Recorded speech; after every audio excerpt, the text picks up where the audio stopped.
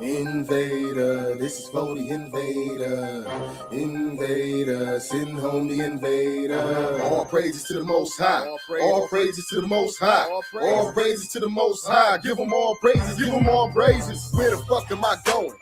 Who the hell could I be? All this time I've been lost. Vessel trapped in the sea. Chains holding my legs. I just want to be free. Fist picking my fro. Hell yeah, and they know it. Heritage keep going. You can see it in my phenotypes and that damn Indian showing. This knowledge keeping me steady. 45 on my hip and my armor man stay ready. I hit the streets in my Chevy. Blunt burning, smoking heavy. Man, here you go, I got plenty. Prayers up for a sinning. In the land I lost many. Cause every nigga ain't friendly. And every man ain't willing. No D-bows but Stanley. No heroes for my family. Why the pigs killing us daily. Invader, this is for the invader. Invader, send home the invader. All praises to the Most High. All praises to the Most High. All praises to the Most High. Give them all praises. Give them all praises. Invader, this is for the invader. Invader, send home the invader. All praises to the Most High. All praises to the Most High. All praises to the Most High. Give them all praises. Give them all praises. Where the fuck do you come from? Kidnapping our babies. 11 million abortions. Whole country is scorched. Made them stealing my portion. Bitch, give me my land back. We ain't signed no contracts. Why you wasting all of our trust funds? We don't know who your dad is, but we know who your kin for. Take the food off of my plate. Eat that shit with my folk. You invader. You motherfucking invader. Invader. This is for the invader. Invader, send home the invader. All praises to the Most High. All praises to the Most High. All praises to the Most High. Give them all praises. Give them all praises. Invader, this is for the invader. Invader, send home the invader. All praises to the Most High. All praises to the Most High. All praises to the Most High. Give them all praises. Give them all praises. Hey ya, hey ya, hey ya, hey ya, hey ya, hey ya, hey ya, hey ya. All praises to the Most High. All praises to the Most High.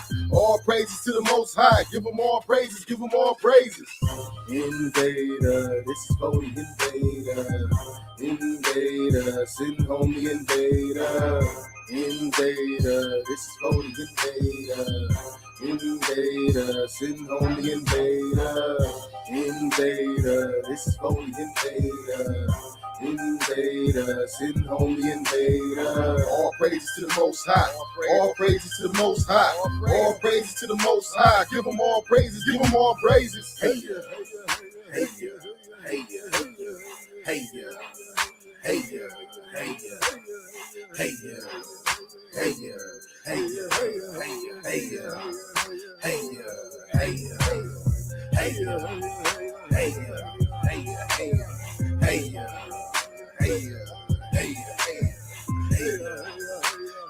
ya, hey ya, hey ya, hey ya, hey ya, hey ya.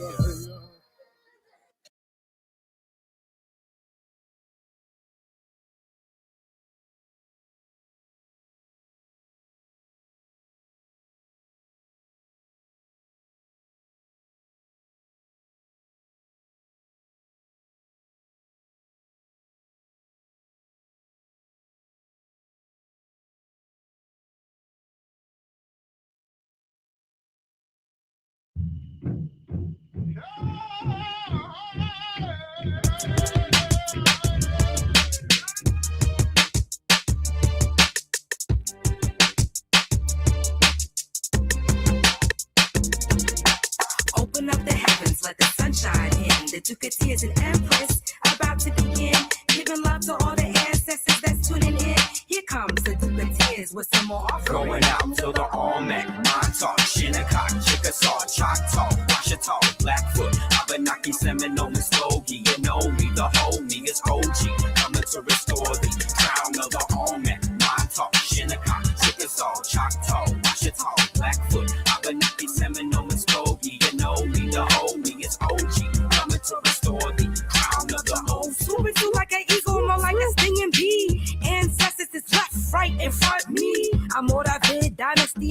beside me. Moon goddess is worth, she worth, native, made for greatness. Yeah, wild, with natural style, rain dancer under the moon, knock through the pearly gates. Escape from Spain to Panama, we still ahead of y'all. Never racing, just slow pacing to the top of the dome. We stand tall, y'all. Never lazy to walk, clap, and slap back. For all the mob talking shit in the cock, never stop. A little petite, but never retreat. 10K is doggone tall, y'all.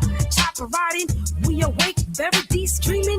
ET beaming, blood chop, lightsaber walker, wolf talker, never stop. To the all men, Montauk, Shinnecock, Chickasaw, Choctaw, Washita, Blackfoot, Abenaki, Seminole, Muskogee. You know me, the homie is OG. Coming to restore the crown of the all men. Montauk, Shinnecock, Chickasaw, Choctaw, Washita, Blackfoot, Abenaki, Seminole, Muskogee. You know me, the homie is OG. Coming to restore the crown of the tomahawk chop. An entire city block, big buffalo people coming back to wreck shop. Hip hop, a modern pop, can't stop the rebirth of raw. Indigenous rock with the native chant, Christ war dance, at a glance. Anyone who glance at the Shechem war dance, Chief Seven Feather Owl, the Moorish Cola Powers, make all these 14th Amendment rappers throw in the towel. Square, compass, and tribal. These masons taking oaths, disrespecting ancestors, selling their souls to ghosts. I raise my glass, make a toast to Aboriginal hosts, traveling through the cosmos. That's most, meaning that's on top. My wounded knee bandaged up. Black Hawk, what's up?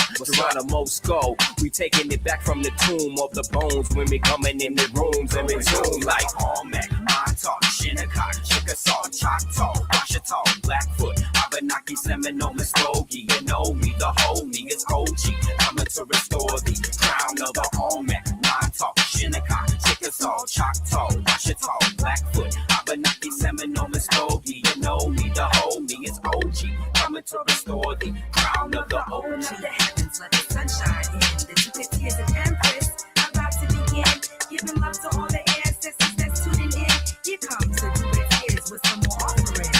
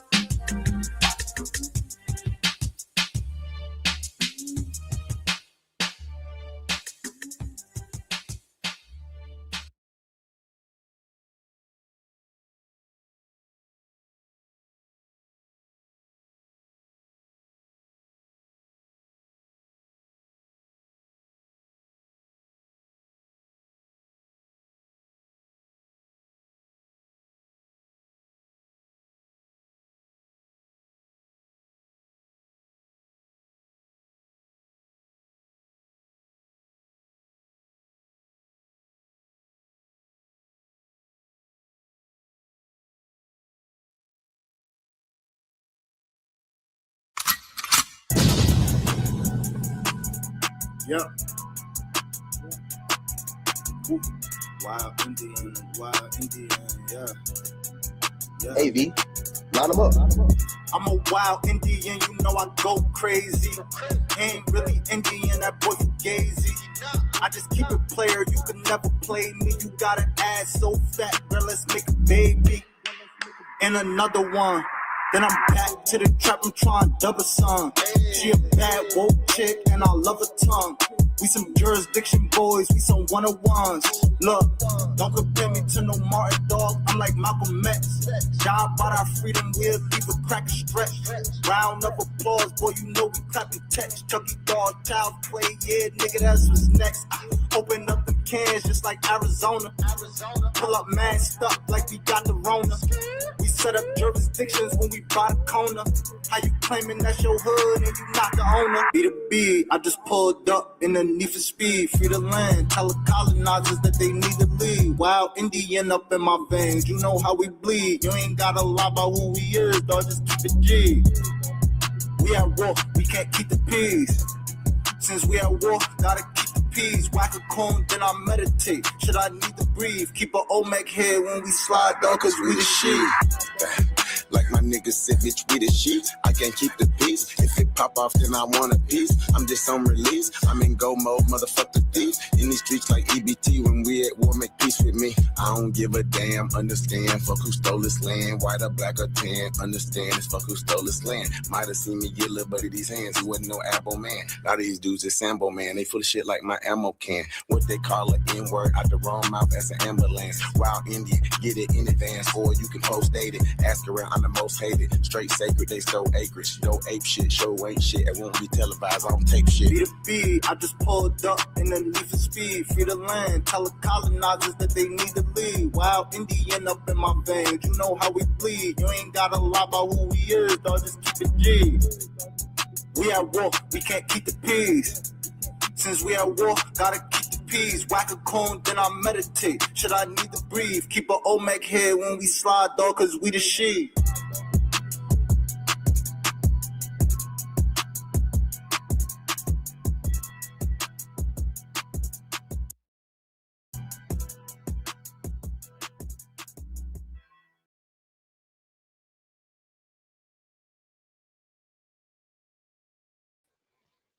All right, let's get into this, man. Peace, peace, peace, peace, peace. Um, mic check, mic check, mic check. Before I even start talking, let me know if I'm loud and clear. If I am, press put a one in the chat. If I'm not, put a two in the chat to the people that's viewing the actual build right now. Just be talking for nothing.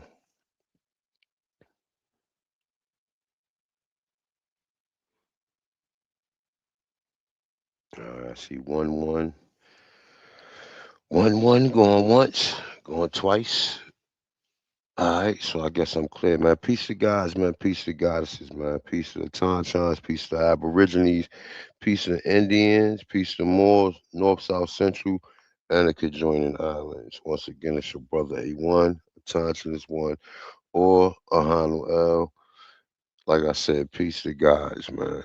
All right, so, I mean, I told you guys I was going to be doing a bill since I got, my technical errors and shit, back in order. So y'all already know what time it is. When I get a chance, man, because I do be working and I have a lot of other things that I be doing besides, coming on here checking in with the Aborigines or the Tauntauns or the Indians or the Moors. Right. But like I said, I promise y'all from now on, I'm gonna definitely try. I'm gonna definitely give at least 90% that I will be doing a bill at least once a week. You know what I'm saying? If you get more than once a week out of me, then y'all already know what time it is. Because y'all already know how I like to do bills. I like to put together content. I like to, share the screen. And y'all already know. So a lot of times doing them type of bills, you gotta kind of like prepare it. You just can't do it on the fly unless you just crank one open and then just open the panel and have people come up there and just create different talking points, man. So with that being said, so tomorrow on February 22nd, which is a Sunday at 4 p.m. Eastern time, I will be putting together a presentation. And the presentation will be long weighted. Like I said, I put a lot of energy and a lot of time and effort into this. Other than that, y'all already know, like I normally used to do builds and just put it out there. And like I said, this, PowerPoint presentation, of course, I put a lot of time, a lot of effort into it. So you guys can you just share the screen out? Because I told you I'm already know I'm shadow banned. And I was actually supposed to do it at 11 o'clock.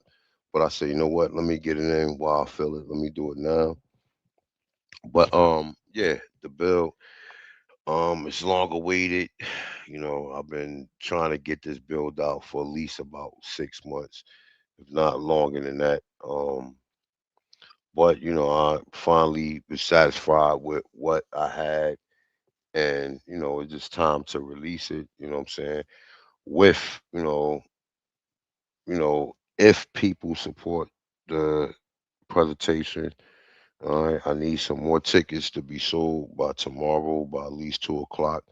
I will be going back on tomorrow Um, I think at 1 o'clock or 12 o'clock Eastern time, 12 o'clock p.m. Eastern time. So definitely support the bill. Like I said, it's going to definitely be something that's going to be entertaining, educational, And like I said, this is kind of the prerequisite to all of the conversation that's going on about, people acknowledging that they do have, Aboriginal ancestry and that we're not Africans and that we've been in this continent from time immemorial, from the time that the continent was lifted up out of the waters of the third dimensional plane. So definitely support the bill. Like I said, this is a prerequisite to all of the current channels and all of the TikTok videos you see, all of the YouTube, um, all of the YouTube channels that then came out since the time that I've been doing this. I've been doing this since 2015. I've been on YouTube since 2015. And like I said, like the early, well, around 2020, I got a little burnt out. My mom's passed, and I went through some relationship issues, so I got a little burnt out with this shit, and I had to kind of like step away from being A1 for a while. You know what I'm saying? But what I'm saying, like you gotta regather your calling, and definitely the people definitely call like for me to come back, and do the bills that I used to do. So, we got some new content, we got new talking points, with the FBA, and we got this FBB, which is Foundational Black Brits, which I'm going to show you from Dr. Marie Charles, right? And some of the surnames. And definitely, I'm trying to get an interview with her. I reached out to her team and I actually emailed her and we've been going back and forth. So, when I get time, I'm gonna check my emails and see what's the status of the interview that I want to do with her. Like I said, I'm also gonna be doing interviews, what I'm saying, with prominent people dealing with this so-called content. So with that being said, y'all already know what time it is, man. Definitely hit the like button, share the build out. And like I said, support the presentation if you want to support it. The information is on the screen or the information is on my YouTube channel on the post. So, the tickets are $25. And like I said, the bill will be February 22nd at 4 p.m. Eastern time, which is tomorrow. Definitely send it to my Cash App account, which is dollar sign at a one. So that's dollar sign AUTOCHTHON, the number one. Please put your email in the description. Like, when you send it now, Cash App, when you send money, it actually recommend that you put something in the description. So please put the Cash App. Please put your email information so that I can send you the link tomorrow. The links will be going out around 2:30 p.m. tomorrow Eastern time, and the bill will be at 4 o'clock. And like I said, I don't know how long it's going to be because I know it's going to be over 4 hours. I do know that it will be over 4 hours. So you can definitely bet that it's going to be over 4 hours. I mean, like I said, I practiced it and I rehearsed it, and I was flying through it. So it took me like around 3.5 hours for me just to like practice it. But I was going fast through it because I was doing it. But tomorrow, you already know I'm going to be stopping. I might be at one slide for like 20 minutes. You know what I'm saying? Giving some explanation and some clarity to what the actual information that being presented actually, how it refers to us being in the Americas before 1492. So definitely it's gonna be a heavyweight jam. So for those that will like to support, it's not mandatory that, if you can't afford it, it's cool. But for those that would like to support it, definitely please attend. Like I said, I put a lot of time, a lot of effort into it. So with that being said, y'all see the titles. I told you guys I was gonna do Old World Alabama. I got Dr. Marie Charles, but I got something else that I want to put into it. My brother Amani, because I remember the build, and I just put the build up on my channel. I took it off of private and I put it on public. So check out Legendary Indians of Compton, presented by my brother Amani Bay. Definitely check it out. It's a heavyweight build. You definitely gonna enjoy it, right? But with the passing of Jesse James, I mean I said Jesse James, god damn, Jesse Jackson, right? With the passing of Jesse Jackson this week or whatever, and the status that he actually, placed upon, people who people who accepted that status, you know what I'm saying? And and the harm that it caused us, because that status alone is like the thing that's like a lot of it's the reason why like FBA and ADOS was kind of created, right? With the exception, you know what I'm saying, of us Autochtons, Aborigines, Black Indians, and also Moors, right? That status kind of like placed us in the nutshell of us being predominantly from Africa, and it reinforced the talking point that we came from Africa and that we are restricted as slaves, and that's the only reason and the only existence of us in the Americas came from that status. And with a lot of other things that been kind of like inserted into the history, and then people come over here and people ignorantly place, because we're Africans, then all of the things and all the accomplishments we did, Africans claim, what I'm saying? And that's like a pan-African talking point or pan-African paradigm, because like even you know before we actually knew or like about the pyramids, about these structures that we found throughout the Americas, we was kind of like pretty much like relying upon Egypt and relying upon the inventions that Africans brought, what I'm saying, until we actually had to observe, some of the things that we accomplished here, and most of the things that we accomplished here. I always talk about the inventions. I mean, I have an array and I have a lot of information that I covered in my time or whatever, and that allowed other platforms to even exist because of the shit that was brought to the table. That we can have bills, you can do numerous videos on them, etc. Right? But Jesse Jackson, I keep saying Jesse James. Jesse Jackson, what I'm saying, that African status, right?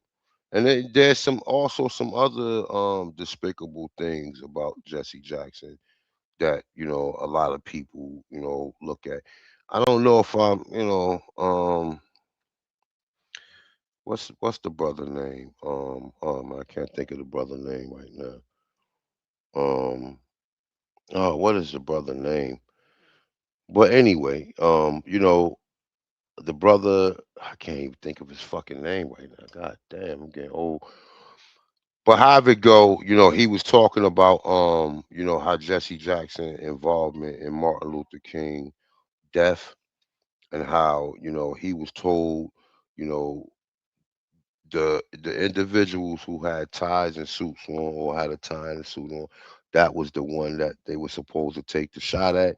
He came in a turtleneck with a fucking members only jacket on when he was supposed to be dressed. You know what I'm saying? He was supposed to be dressed casually. Well, not casually, but with a suit and tie, right? But he didn't come. He came casually. You know, but however it go, you know, a lot of conversation about how he wasn't involved in that, and then after Martin Luther King was murdered, then he was the one that was propped up as some so-called leader. Now, like I said, you lead yourself, man. You self-lawn master. So, if you get inspiration, right? Or even if you allow someone to mentor you in your earlier years or whatever, he's still not your leader because after the mentor, you're gonna take what you agree with, or you're gonna take what applies to you, and the rest you're gonna kind of like dismiss it, right? You ain't gonna agree entirely on everything. So the fact that us as so-called American Aborigines, Autochtons, Indians, Moors, African Americans, blacks, or colors, the fact that we always need a leader, and the leader is always someone that has been hijacked, right? That has been infiltrated, whether it's through threats, duress, or coercion, or whether it's through bribery, right? Because a lot of individuals, they still get threat, duress, and coercion, but they also open up a lot of doors for people who sell us out, right? And that's what Jesse Jackson got over the years. You know what I'm saying? So, with that being said, let's get into what Amani did. So check it out, man. This is like I said, this bill was done last year. Check it out, because this was the last pay-per-view that I think I've done. Um, was it the last? Yeah, I think this was the last pay-per-view that I've done, and this is probably about a year ago. So let's get into this, all right?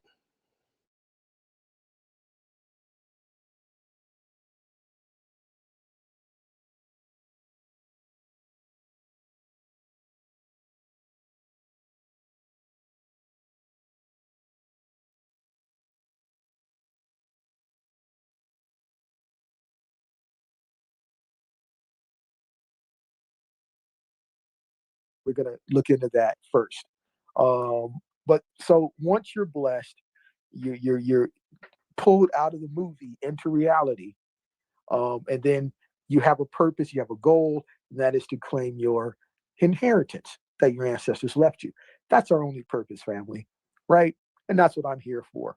So um, we're going to start out by so one of the social constructs that we've been cursed with because it's a curse, African American, right? So I want to give shout outs to brother Nigel Redrick.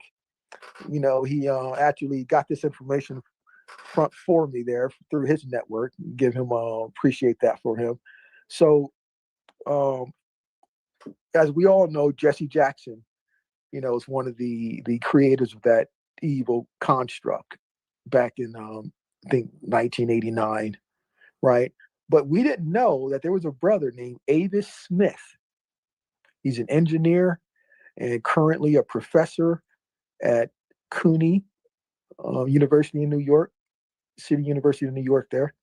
And this brother actually has also his own technical patents that he put out there. So he's brilliant.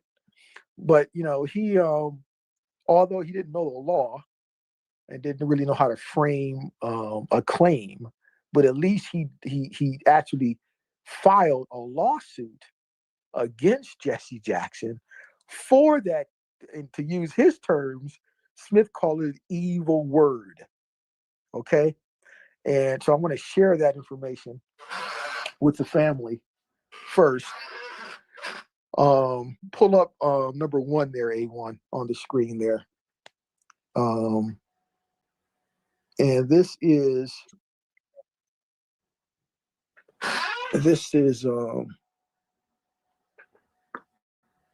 part of the filings back in 1984 and the cover sheet. Let's start with the Avis Smith's cover sheet there, A1. Yeah, there it is there. The cover sheet there. Okay. So this is a civil cover sheet. So basically a civil cover sheet is when you initiate a a civil lawsuit, and you list the plaintiffs, defendants, etc. But the key is this is how you set up and lock in your claim. You see, your claim has to be solid and locked in order for your case to move forward without your case being dismissed, right? And so we can see here. Let me blow it up here.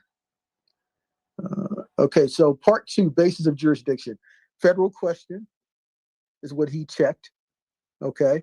We look at citizenship, part 3. Now, of course, Mr. Smith was a citizen of New York, so he checked that correctly. But this is actually for diversity purposes, so which is not has nothing to do with federal question. Federal question is when you're dealing with something dealing with federal law, the Constitution, etc. Usually, when we have federal diversity is when citizens from different states sue each other. That gives you federal diversity. But he, for some reason, didn't really have that understanding of that. Now, he was pro se when he filed his lawsuit. And if you look at cause of action here, diversity of citizenship, he puts here Civil Rights Act 1964, United States Code 1975, discrimination in public accommodations, Administrative Procedure Act. So these are the claims. Of course, these claims are totally off, which was the reason his lawsuit did not move forward. Okay, but that's not the point. The point is, at least he tried to do it, and he understood that he did not want that evil social construct placed upon him. And he wrote here, the problem of so-called Black and or African American leaders, renaming Black people against their will. This is what he wrote here in section 4 of this civil cover sheet. Okay. And okay, yes. So now, if we go over to the next document, the actual order, the 1994 order of dismissal. All right, hold up. I just want to make sure it was being shown. Everybody's seeing what I had up on the screen, right? Let me just make sure, because I'm looking at it. So it's still up on the screen, Amani, right? Yep, it's still there. All right, so look, let them, I'm going to go down a little bit. If I didn't go down. Yeah, right there. Yep, section 4. That's where he wrote in, the problem is with Mr. Smith, the one who sued Jesse Jackson. Now, this is a lawsuit against Jesse Jackson, okay? And he said these so-called Black leaders renaming us is the problem. So against our will, okay? So he had the right intent. He just didn't know how to do it. But give him credit for at least filing the lawsuit, because many of us didn't know about this lawsuit. I came across it, and I was, my goal was to get maybe a copy of the complaint, but it didn't get that far. I actually contacted Professor Smith. I emailed him. He replied, and he actually wrote a book about it. But then I just, found it. Then thanks to Brother Nigel Redrick, with his network, he was able to get these documents for us, family. So, but yes, he was sued, and it was the right idea. And this is the kind of stuff that needs to be done. Look, you can see it at the bottom. You want to read that at the bottom where it say cause of action? Yeah, I read that. I just read that, but I'll read it again. Hold on, not a problem. Yeah. So this is what he wrote here: cause of action.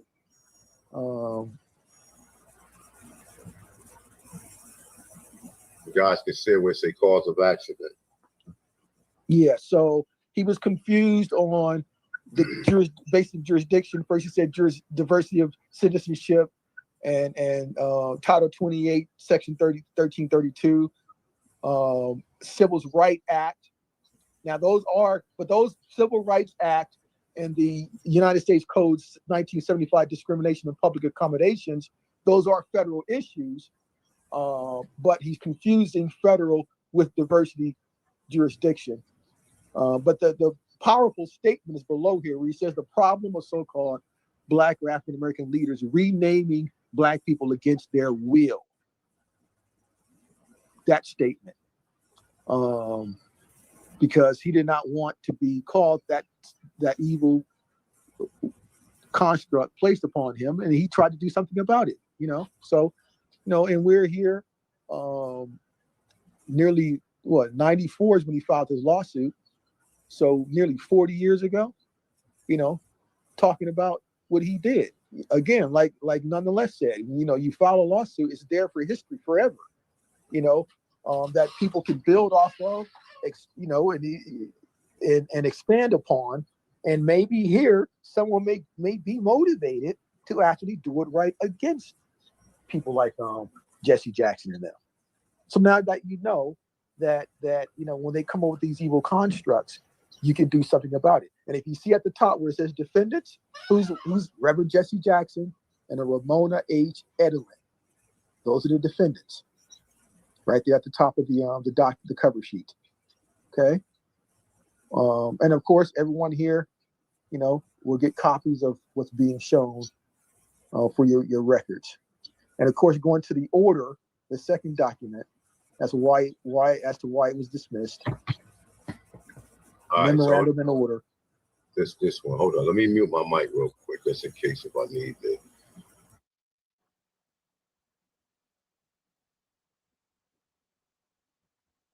Yep, there it is. Yep, that's it right there. So this is the memorandum in order, September 15, 1994, U.S. District Court, District of Columbia, upon consideration of the motion to squash service of the complaint on defendant Edelin and plaintiff's opposition thereto, defendant Edelin's motion is hereby granted.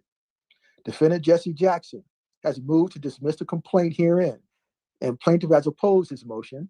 Defendant correctly points out that the plaintiff has not alleged any duty on the part of either defendant to plaintiff. Plaintiff has alleged no facts that would support a claim against either defendant under either the Civil Rights Act of 1964 or the Administrative Procedure Act. Nor has plaintiff alleged any other legal theory that would warrant recovery by plaintiff against either defendant. No legal duty appears to be owed to plaintiff by either defendant, nor has any legal duty been breached by either defendant. Accordingly, the complaint fails to state a claim upon which relief can be granted. Okay, now, before we leave this here, this is interesting here, family, right? So what did Jesse Jackson say? So Jesse Jackson said that he owed the plaintiff no duty. He owed him no duty. So no legal duty appears to be owed to plaintiff by either defendant. So again, that means that Jesse Jackson said, wait a minute, Mr. Smith, I don't know you from Adam. So there's no agreement, no explicit agreement between us. There's no implicit agreement between us. And of course it can't now, of course you do have another way to be remedied for an injury if there's no contract. What is that? That's a tort. Okay. So now again, had he used that angle, because let's say the evil construct African American somehow injured him some way, then you want to use torts, because then you don't need a contract or an implied contract. So but again, that was the reason why his lawsuit did not move forward. Hey, real quick. Yes. Armani, real quick. Did you read this part where it say him to relief the plaintiff complaint against the defendant is dismissed? It say in this country where freedom of speech is prized, generally use of the term African American by the defendant cannot be deemed to violate any legal okay.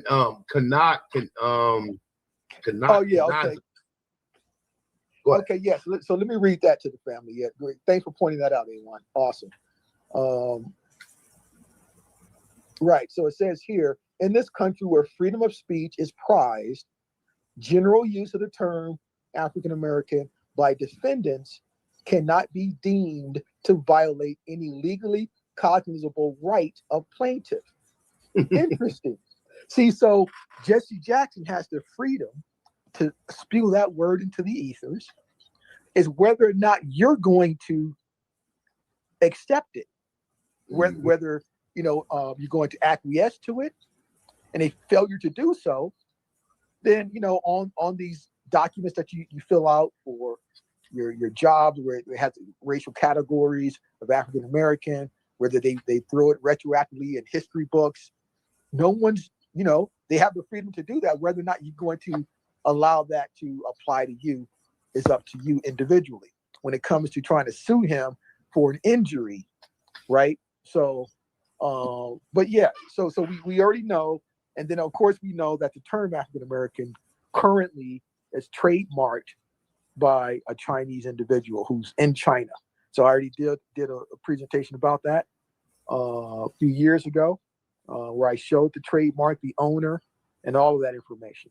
Okay, so but yes, so I just wanted to kind of start off with that. But there was a lawsuit against Jesse Jackson for that evil construct.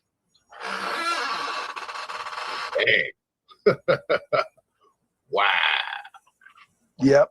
So because right, all of this ties in. Why do they constantly keep changing? We're the only ones on the planet, family, with multiple social constructs, right? Just us, from color to Negro to Black, and now this term here. But you know what? Basically, this is what it is.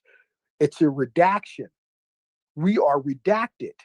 So it's like there's a black marker over the true, something's hidden under the redaction. What is it? It's actually our geographical identity that connects us to a piece of land. That's what they don't want known. Okay, so they come up with these. Just think of it as a redaction. Your Nigerians aren't redacted because they're from Nigeria. They're connected to a geographical location, right? But you go from colored to Negro to now to Black to African American, constantly changing. All right now, but this evil current one was created for a reason, and now everything is playing part where they're coming over.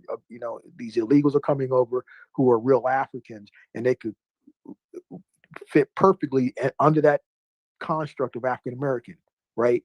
Because that's exactly who they are, right? And so we know that all this is all about land, to disconnect us from the land, and ultimately, when the heirs are no longer around, then they'll just take it and own it. Right now, they don't own it; they're controlling it, right? Because some of us are still around. So let's move on here. And when it comes to Africans, as I mentioned, they have no vital records. They have no custom of records. Okay, so let's go to number 2, A1, and let the Africans tell you themselves. We're going to play a little video. Africans tell you themselves that they have no records, and they're trying to create it now. So if someone who can't tell you the name of their grandparents or great grandparents, then they don't deserve to have a conversation with you, let alone talk about something 150, 200 years ago. You can show your records. So, yeah, go ahead and play that there for the family, A1. In the headlines this week, automobile giants invest $3 billion into car manufacturing in South Africa. Africa solely has over 500 million citizens without birth certificates. Finally, in Kenya, the country is looking forward to raising 2.8 billion from Eurobonds in the coming months due to the legal economic crisis. Just a test, make sure everybody can hear it, right? Everybody can hear it? Did you hear it, Armani? Yes, I heard it, yes. All right, okay, all right, let's get back, all right.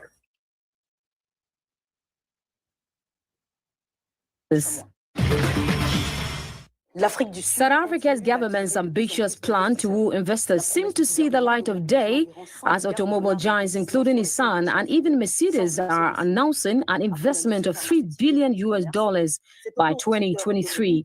To many analysts, this is likely to succeed as plausible investments have already been achieved in sectors including pharmaceuticals and e-commerce in South Africa. Serge Kofi and Ronald Kato have the details.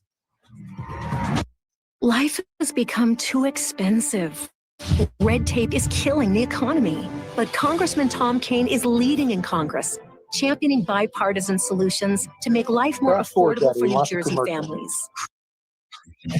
$3 billion Dollars is the amount that automakers have promised to invest in South Africa over the next 5 years. The announcement by the Okay, Carmakers move forward a Association, little which bit includes to Nissan, the Volkswagen, and Isuzu, vital was records made at check. an investment conference in Johannesburg. The news could boost the automotive industry in South Africa, which had lost its status as a construction hub on the continent to Morocco. Yeah, move forward. Move forward.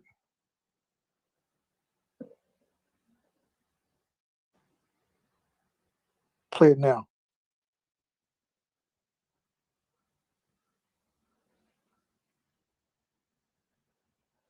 Yes, hello, thank you for your invitation.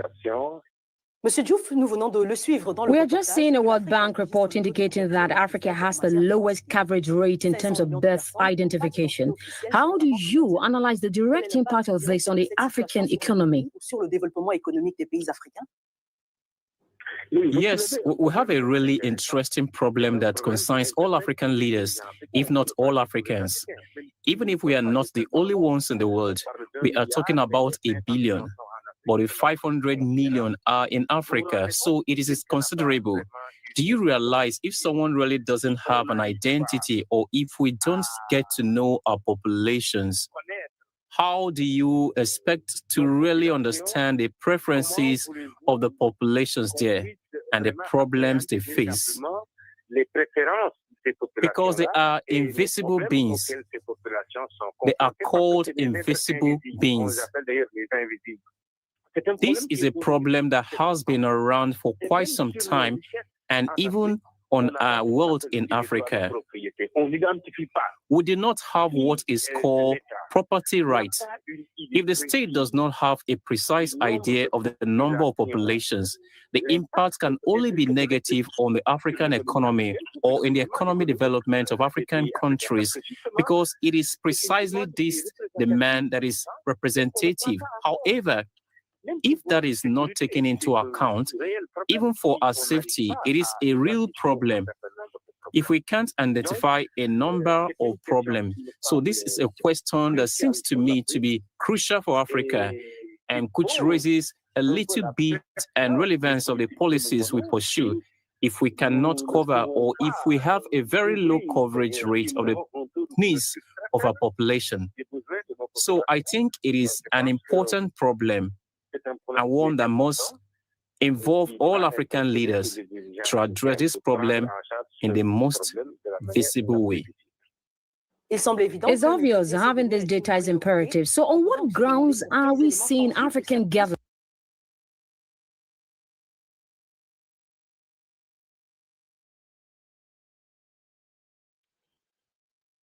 All right, y'all. When y'all get a chance, check the build out. We're gonna get into the other part of the bill. Shout out to everybody. Hit that like button. Share the build out if you can. Yeah, it was definitely interesting. How Armani put that together as far as the brother lawsuit, but it also gives you indication that you have a right to self-identification, right? That's what it kind of alluded to when I was telling him to read.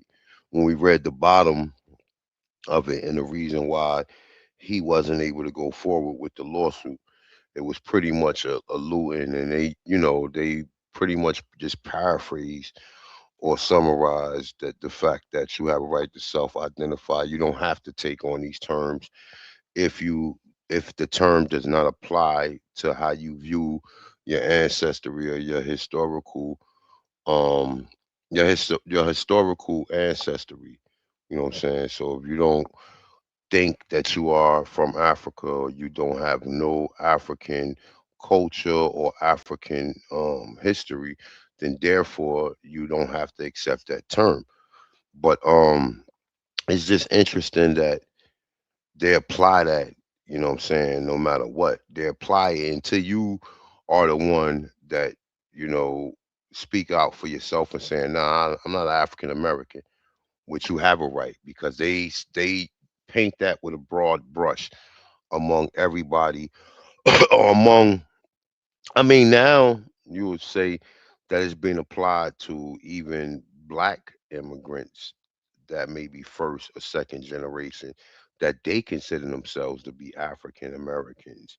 which, like I said, shout out to, the FBA, but, the FBA is just another way of people being introduced into American Aborigine, and them going back, and individuals going back doing a genealogy, and talking to their relatives as well as their ancestors to find out, about the whole African theory or the whole African myth or the whole slavery. Because, like I said, however you look at it, Africa, by you acquiescing to be an African, then that automatically puts you in that status of being descendants of slaves or whatever. But by you putting yourself in the category of being an American Indian, then you still have to kind of like, they still don't recognize black Indians or black Aborigines of being the original people here. You have to reinforce that. And like I said, tomorrow, if people support, what I'm saying, shout out to the people who have supported. I need to get at least 15 more tickets sold. But like I said, this is the evidence and information that has to be presented. And you have to be able to really, memorize as well as comprehend the fact that it was already Negroes in America. And these people create a narrative of saying, oh, yeah, well, these people came from Africa and they came here with Abu Kari and all these other stories and shit, and then trying to like kind of like gaslight us and say that, oh well, you know, the Olmecs, and like I said, the Akos people, which they are black Aborigines that was here 2,000 years before the so-called Olmec culture even existed. You know what I'm saying? Before the so-called Olmec culture even existed. So I'm gonna be getting that into that tomorrow. I'm gonna also, I mean, I got a lot of shit, man. I have a lot of shit, a lot of shit. You know what I'm saying? It ain't just gonna be images or just gonna be book sources. It's also gonna be comparing and contrasting to some of the so-called black tribes that claim, what I'm saying, and that's starting all the way.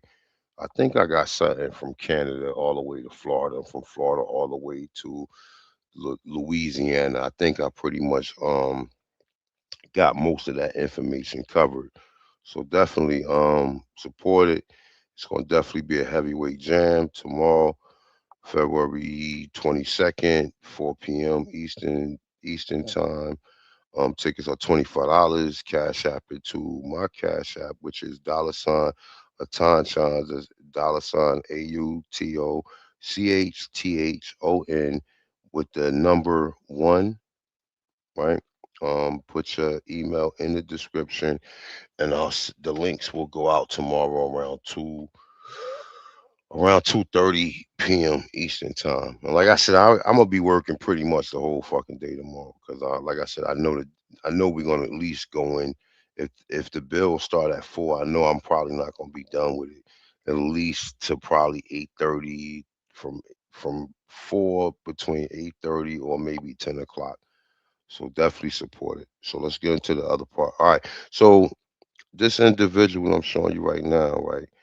This is something I found that was interesting, with the fact that, we got evidence of people call them black Europeans, but I call them Moors. But with that information and saying how some people who done their genealogy can connect yourself back to some of the foundational black Brits. So shout out to the Dr. Marie Charles. I've been watching her work for a minute. And like I said, I'm trying to get an interview with her or whatever. So definitely let's get into it, all right?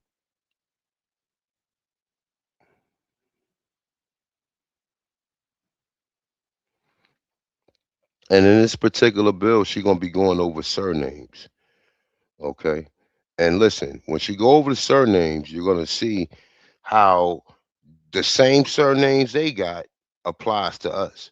But her thing is she's saying that these people are foundational black Brits, that they didn't come from Africa, that they've been in that area or that region of what we call Europe for over 10,000 years.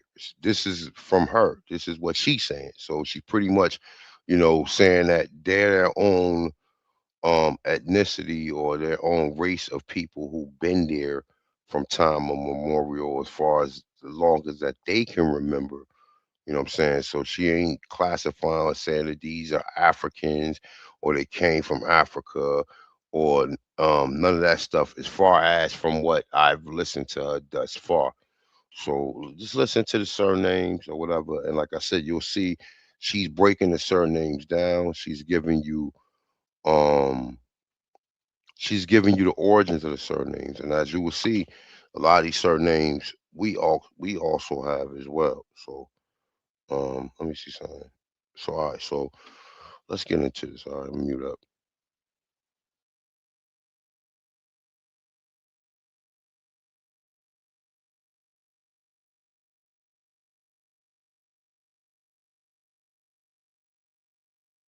Another presentation from the dictionary series and the missing faces in teaching, and my name is Dr. Marie Charles. Today we're going to focus on the name Derby, or Derby. But before we start, I'd like to say a special thank you to all of those listeners and readers of my work who are sending in some really interesting and perceptive comments. I thank you for that. I was just thinking about the last presentation, and I think it was B1 Decoded made a very interesting comment about Charles VI as the Glass King and related that to Samuel L. Jackson, and he played, I think it was Mr. Glass. This is what we have to keep doing. That's a wonderful example of how all history is a current event, and how once you get into our deep history of FBs globally and regionally, you will start to make those current connections that are literally being shown and put in a hidden sight in the movies and so on. But the thumbnails from the opening slide showed three famous people. We had a US reality star, Ashley Darby. We had the UK singer, Terence Trent D'Arby, with the apostrophe. That's important. We'll come back to that. And we had the US football player, Kenneth Darby. And that's something interesting, right? Let me just stop it right there, right? Terrence Trent D'Arby is actually from fucking Florida. You know the brother that sang that song, "Sign Your Name Across My Heart." I want you to be my lady, my baby, and my lady, whatever, or whatever. He is actually from Florida, and I know a lot of his videos. It got more of that like that London ambiance or that London theme or whatever. But he said he went from he actually used to be a boxer too. I know he got like a little feminine traits or feminine look to him, but he used to be a boxer and he was in the U.S. Military, right? And he actually said he went over there to pursue his music career because he was being blocked over here because they was comparing him to Prince.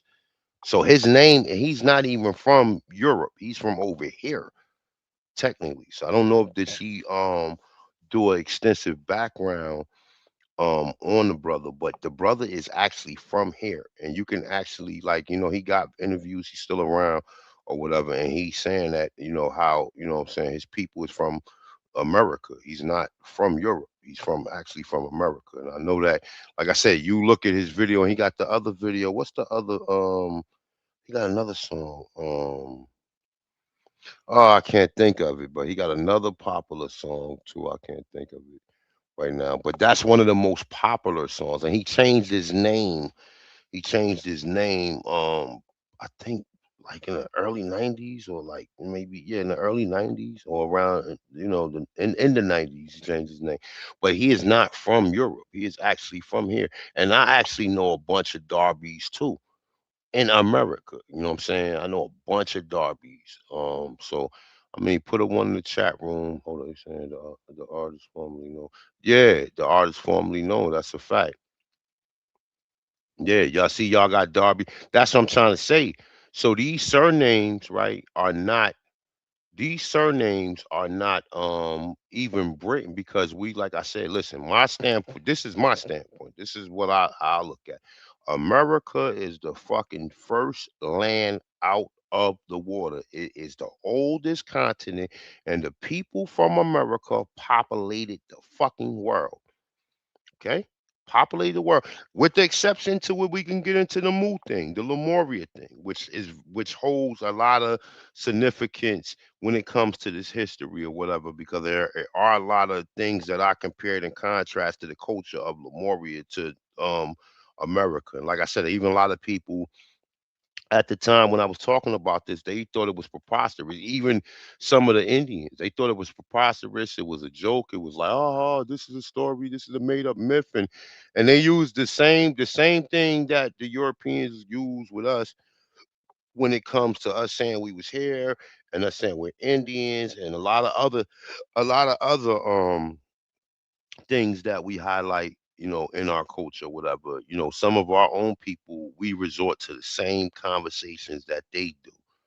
You know what I'm saying? So, yeah, I just found that interesting as far as Terrence Trent D'Arby or whatever. But let's continue to build. All right, peace to everybody, man. Hit the like button, and like I said, definitely share the build out if you can.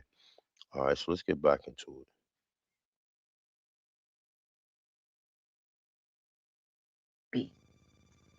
Now, Terence D'Arby, who incidentally has changed his name to a Spanish name now, which I'm not even going to attempt to pronounce, but D'Arby, his original name, is from southwestern France and a region called Targon.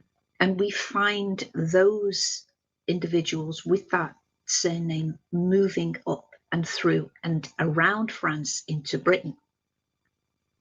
We also find the surname variance in the spelling of that with an E in place of the A and an E, a Y. Now, the face that you see on the screen in front of you is the very handsome William Darby, and he's the focus of today's presentation. Born in 1796, or some say 1810, in Norfolk, another rich FB region, he was the proprietor of his own circus for 30 years. Now, mainstream will say he was the first black person to own a circus, but the evidence, as always, the onomastic evidence, the deep research will contradict that and move that dominant narrative away and fill it with evidenced documentation. Hey, real quick, right? I see somebody say there's a lot of Darbys in Alabama, and that's crazy because I'm about to do a build on Alabama on the structure. So it's kind of like it all relates or whatever though. But I'm gonna probably do a couple of videos on her because I don't want to go just strictly because she talks about Sanders.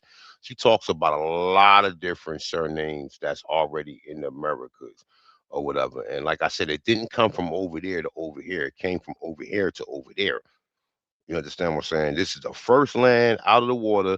All of the ancient mystics and all of the ancient scholars know that America is the oldest continent. It is the highest continent above sea level out of all the continents. It's the highest level, I mean, highest continent that is thousands of feet above sea level. You understand what I'm saying? So, um, you know, my thing is that we left from over here, went over there. There was no people over there. This is just like what would pretty much make sense. See, and I don't want to get too long on it, but y'all already know how I am when I get into this, right? A lot of people think, like, even with the Moor story, right? Oh, the Moors left North Africa and went into Spain and Portugal and then went over there and colonized the people that was no, wasn't no fucking people there. Them people was brought there by them. The people you see in Spain and Portugal was bought there. They wasn't existing. So you telling me that some people from, like, you would figure North Africa and North Africa. Look, listen, the Mediterranean fucking sea ain't no bigger than the Mississippi. It's about the same, length. You know what I'm saying? It's about the same length. So crossing over the Mississippi is like crossing over the Mediterranean from North Africa into Europe, or um into what we call Europe, or into what we call Iberia. That's how close it is. It's like leaving from Louisiana, and I don't know what's the first state that's across on the other, going west, so coming from east, like Louisiana, going west across the Mississippi, or whatever the first state that will be right there, or whatever. I'm gonna look it up in a minute, but whether it's Texas, I think it may be Texas, or Oklahoma, if I'm not mistaken. Let me see. Let me look at my map right. I'm gonna look at my globe. Let me locate Louisiana. Where you at, Louisiana? Damn, I can't even see that shit. Let me see. Where's Louisiana? Louisiana, where are you at? Where are you at? Where you at? Where you at? I think it will probably be Oklahoma or Kansas or something to that effect. But anywho, that's how close North Africa is to Spain and Portugal, or like, you know, or the other northern states, or the states that's on the other side of the Mediterranean, right? But however it go, let's get into some more of this, man. Shout out to everybody, man. Peace to God, peace to God.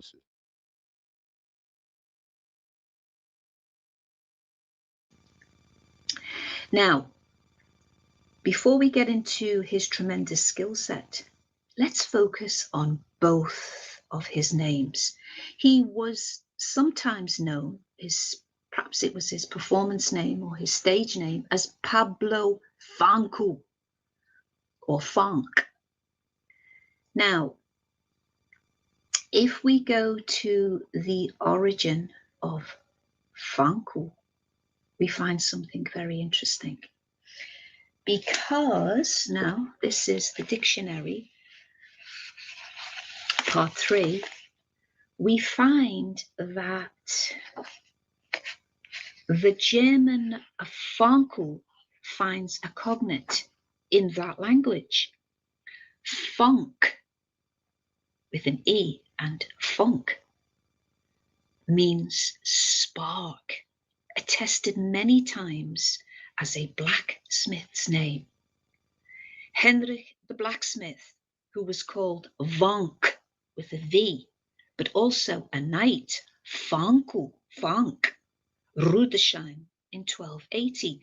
Now, regular readers will know the origin of the blacksmith and the FB origins of that particular trade and metallurgy, and other readers will know that the original knights in Germany and France and Britain were black.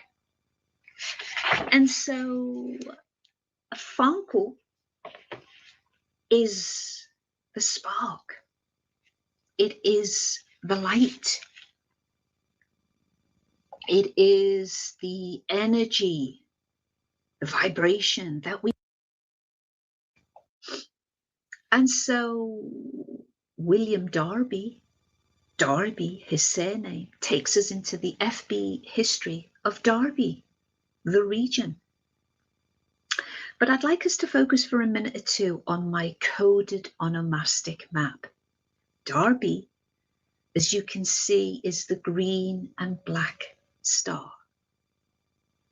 Now, every symbol located here represents the evidence documentation of FBBs from the dictionary part 3. It is immense to think that every symbol represents a population, an origin, an activity, a profession. So these are not just dots and pretty symbols. scattered on a map. This meticulous micro research evidence rescues, restores, and presents the original human beings who built Britain. You see, these maps, these coded onomastic maps, are absolutely critical in the reformation of our understanding of history. They are pieces of a jigsaw puzzle that are growing bigger and bigger and bigger as we put back our fractured history. Now, the two carved faces that you see, just excuse me, I do have a little bit of a cold as we move into these colder months. But the two carved faces that you see on the left are from Derbyshire, in a region called Ashburn. And the one to the left, the stone one with its eyes closed, was found in a garden with brambles that were actually head high. So it was really concealed for such a long time. And when the new owners cleared the land, just like we do with clearing the decks, they actually found this particular face, which is a Janus face, which has another expression on the back of the stone. And the face next to it is from the Green Man and Black Head Royal Hotel in the same city, Ashburn. But I'm going to read a little section that relates to that particular face on page 68 from the dictionary. This section it's very deeply researched, this section on Derbyshire.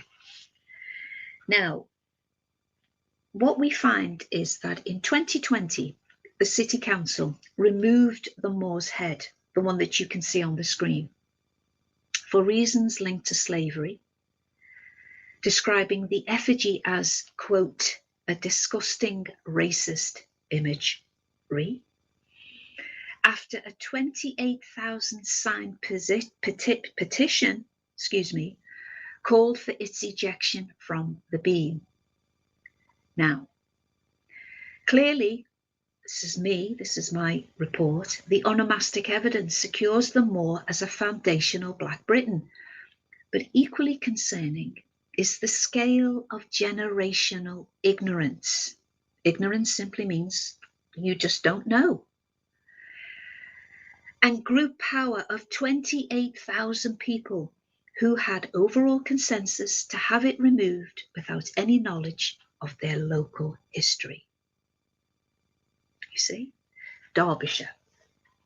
This is what happens when a group of people have the power, the critical mass have the power to remove what is a very, very important. And look, check it out, right? You see what she got on the screen. You hear her her explanation to why they removed some of these, like even in Europe, right? You know, a lot of the coats of arms. These people will automatically you spread the propaganda that you when you see the so-called coats of arm heads, right? They was slaves and shit. A slave with a crown on his head. You know what I'm saying? And you heard what she kind of like alluded to in saying that these are the people who built Britain, of the original Britons that was already there. So outside of America, right, we got people like I said, even in Europe, that's starting to really look and say, wait a minute, man, we ain't no goddamn slaves. Especially the people that's living in like the Germany regions, the Britain and London areas or whatever, and the people who speak English, and like I said, some of them have English. Well, the majority of people in Britain and London have English names. Now, when you get into Germany, of course, it's going to be translated in Germanic, the Germanic language. But also remember, they speak English over there. So some of them names are really translated in English. They're just being translated in Germany, but they're really English names, right? But you see how, you know, you got the images up there of the so-called Negroes and what they look like. you know what I'm saying, and the people who was already there. And I kind of like it because I notice this doesn't relate to us being in America or our so-called culture, but the cultures are intertwined. Because if you think about this, right? Let's look at it from this standpoint. This lady is saying that the original Britons was Negroes, right? Which we already, which I always allude to and I always provide a conversation to, expound upon that, right? Saying that the original Britons, right? Now, my thing is, from my understanding and from the evidence that I've seen, right? I've seen the wild men, the so-called book or the so-called literature that support the wild men running into the castles, and you can see the actual Negroes that was like in them so-called structures, right? It was Negroes there, right? But we don't know like what timeline this took place, but under the understanding that we can pretty much like look at the history, we know that the black people reside in them castles all the way up until like fucking the mid 1800s, like, you know what I'm saying? So if these people, even when we get the story, oh, the British, the 1776 story, the British are coming and all this other shit, right, to America, most of the shit I've seen showed that the British was allies. They used this propaganda to kind of like say that, all right, well, when they took over, when the Europeans, whatever situation happened over there, that however the Black Britons was taken out of power, right, and classified or resulted as being slaves or descendant of slaves, you know what I'm saying, and the narratives that they push upon these people, right? We know that at the time, even when they saying that Britons came here, that they was not fucking white people, they was Negroes. And like I said, if you think that anyone can just come over here and just do what they wanted to do, then you still falling under, you regurgitating history, shall I say. Because like I said, we had militaries. The Marine, like the military branch came from the Americas, man. That's why I say from the halls of Montezuma to the fucking shores of Tripoli, meaning it started from here and it extended across the Atlantic Ocean, meaning that it was a military branch that was in these waters that was securing the land, making sure that people just wasn't coming. And even when people got on land, they was gonna get dealt with. It wasn't just nobody just gonna just come here and just do what the fuck they wanted to do. These are stories and narratives that Europeans are writing and they're creating them, and you're going to their institutions, their educational institutions, and they're teaching you this shit. But the evidence doesn't support it when you really like if you live under a regurgitated lie or under a regurgitated or a narrative and you regurgitate it and you capitulate to this to this literature or this explanation as being factual, then you're not going to look further. You going to be, you know what I'm saying? You're going to be satisfied with the explanation that you got from school or you got from any of these institutions, right? You're going to be satisfied with that, right? Until you start seeing things that um t- until you start seeing, literature or explanations that doesn't agree with the narrative that you've been told.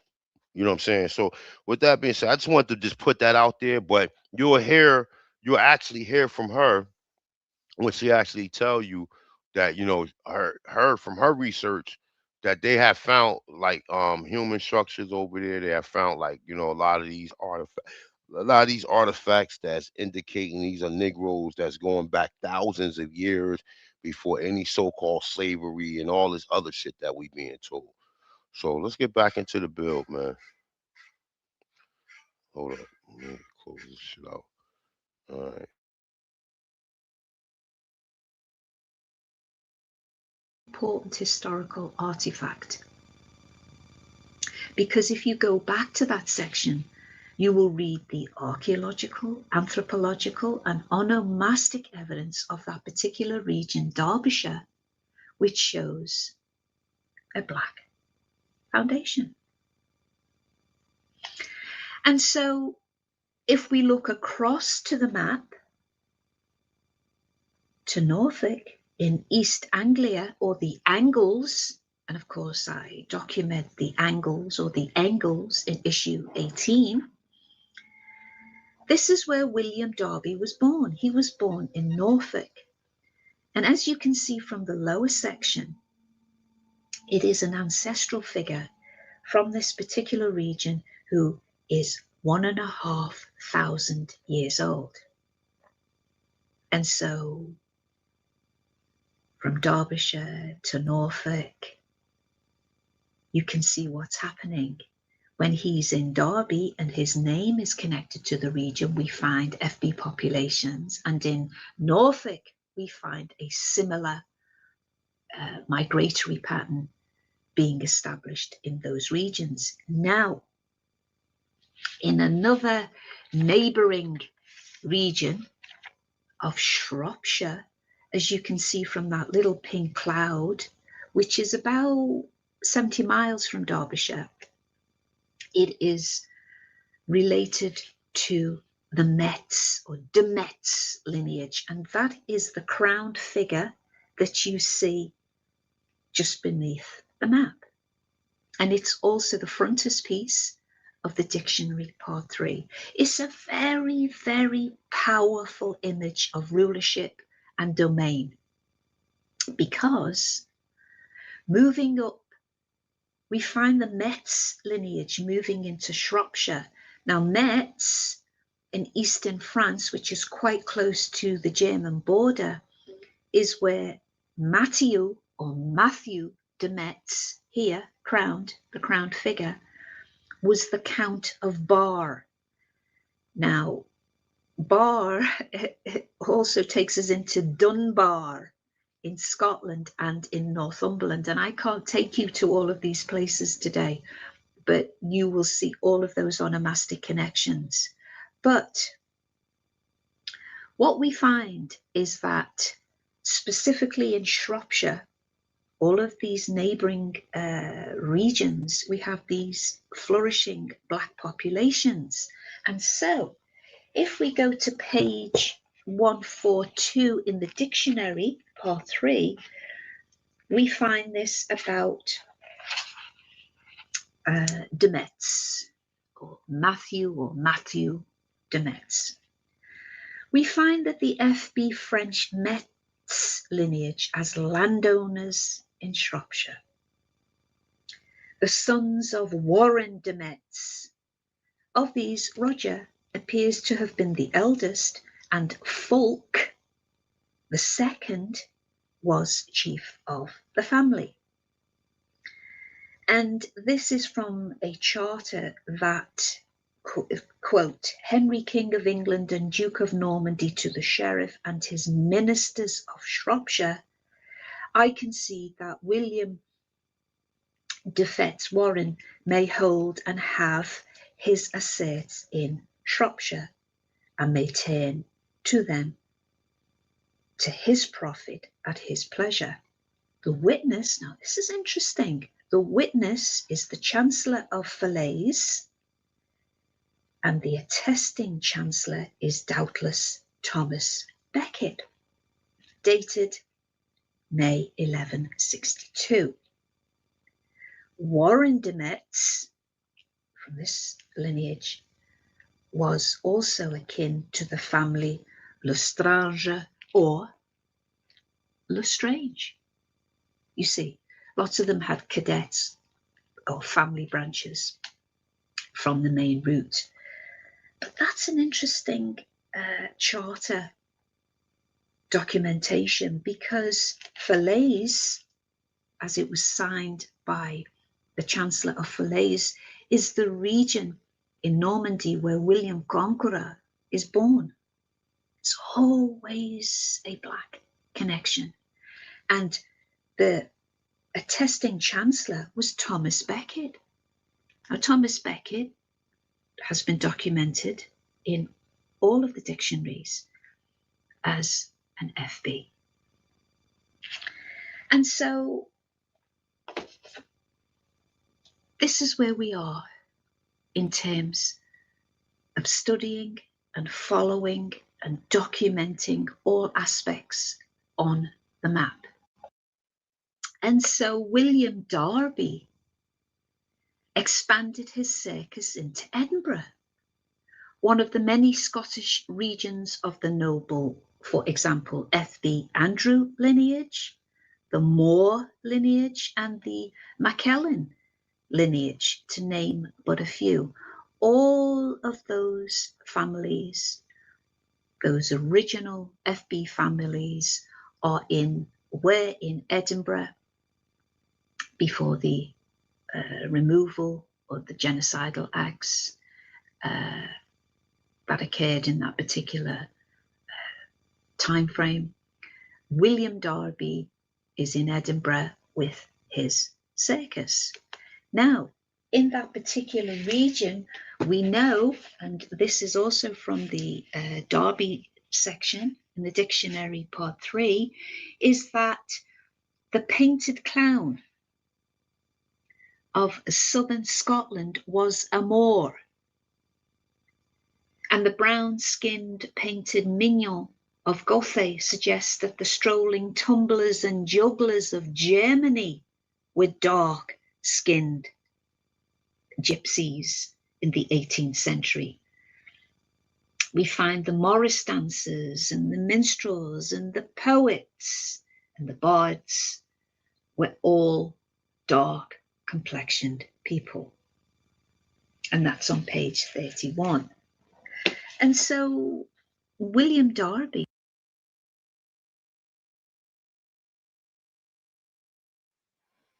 And that's another thing, right? You know, them people refer to themselves as Moors. You know what I'm saying? The people who living over there that we actually are talking about, they also refer to themselves as that.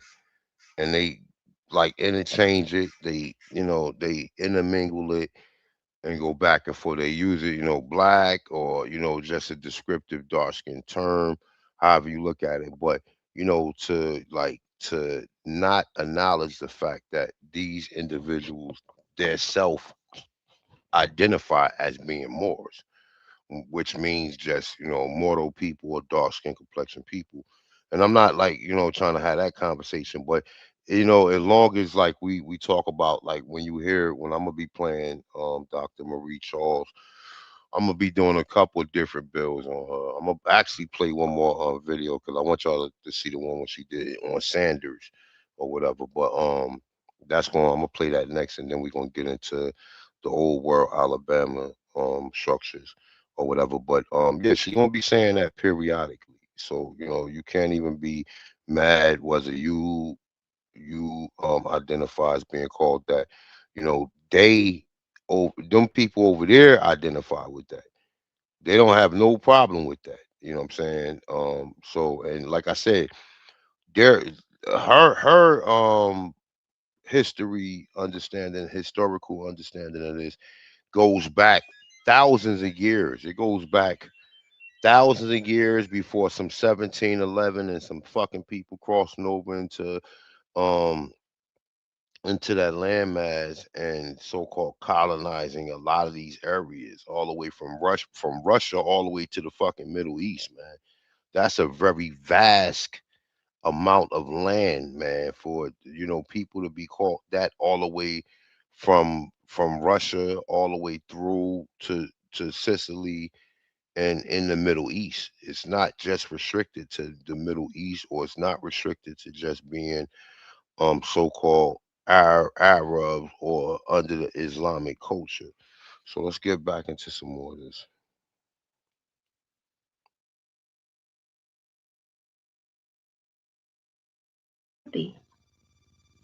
Is moving. I wish I could have actually put, but space. It was very tight to put the Scottish map up, and you would have seen the coded onomastics of Scotland, and all of the FB events and populations and professions and so on, so that all of these maps from Scotland and most of those British regions, they show a very comprehensive picture. So William Darby is moving through all regions of Britain with his skill set as master of the horse and the circus. And so similarly, Fancle toured Ireland in 1850 in the Donnybrook Fair in Dublin, which is just 1.5 miles from Dawson Street. Now, I'm going to come back to Dawson Street because that is a very, very important part of my research. But Donny and Donny, Dunn, these are all Black names. And so wherever William Darby or Pablo Fanco finds himself,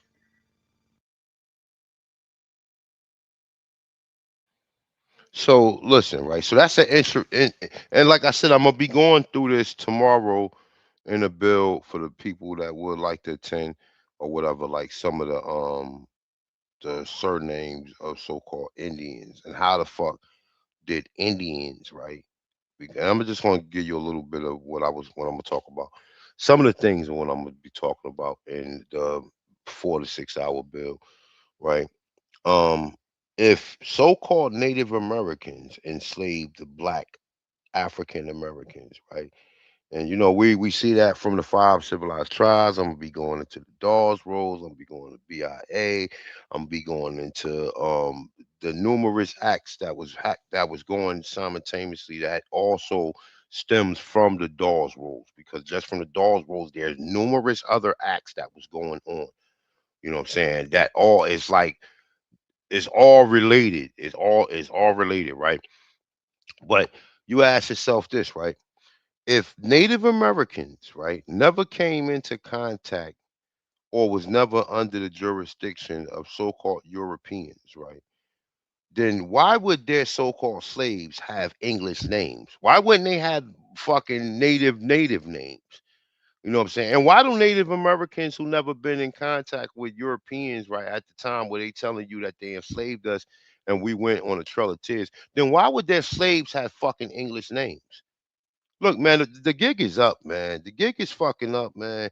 And I get tired of them just playing on our intelligence with these stories. And then when you ask these questions, right, they can't give you definitive answers, man. They can't even give you a definitive answer. Their answers are pretty much, like I said, they're gaslighting type answers.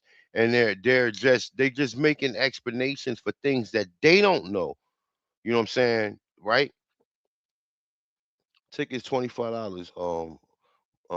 My brother, who that? Oh, Bright Mondeezy. Yeah, tickets $25.